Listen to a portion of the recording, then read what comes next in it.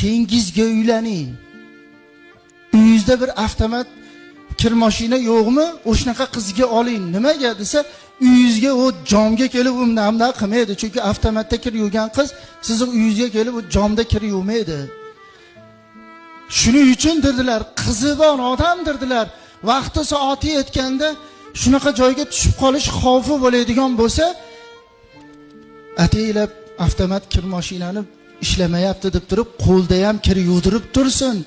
Kunda shakar yeydigan bo'lsa, bir 2 kun, 3 kun shakar ham olib kelmay tursin debdilar. Har kuni cho'katella yeydigan bo'lsa, birar hafta cho'katella ham nima qilmasdan, aya cho'katella olib kelmayapti, yo shakar olib kelmayapti dadam desa, dadingizni puli jichak qochib turibdi-da hozir desa, sabr qilishni ular o'rgatish kerak ekanda. Aytgan degan qilib, o xalatenniki qiladigan bo'lsa, ertaga erdi sho'rita. Lekin bozori chaqqon, suvchi eshikdan uzilmaydi, chunki uyni chiroyli qilib qo'yishgan, keltirib. Har bir onaning orzu havasi.